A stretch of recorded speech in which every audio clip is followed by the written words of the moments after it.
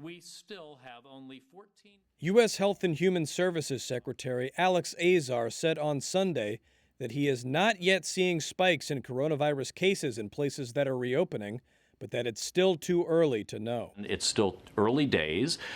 We think the tools are there. Trump's health secretary also said on CBS's Face the Nation that there were serious health consequences to not reopening. This gets set up as a health versus economy kind of conflict. Right. It's actually health versus health. We see suicidality, we see reduction in cardiac procedures, cancer screenings, pediatric vaccinations.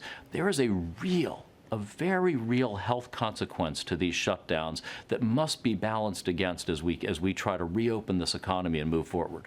Nearly all 50 U.S. states have begun to allow some businesses to reopen and residents to move more freely.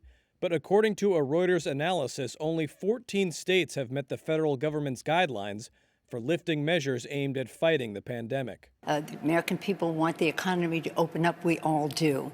House Speaker Nancy Pelosi said on Sunday it was impossible to know the trajectory of the virus without more testing.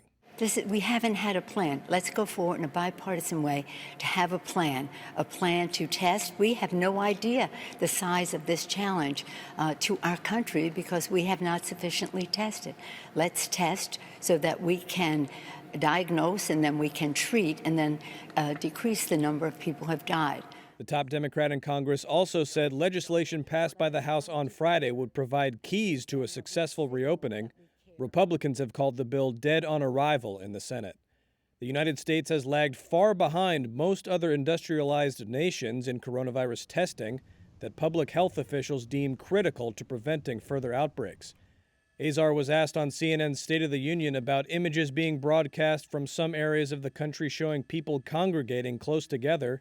In response, Azar suggested that was the cost of freedom, saying, quote, "I think in any individual instance, you're going to see people doing things that are irresponsible. That's part of the freedom that we have here in America."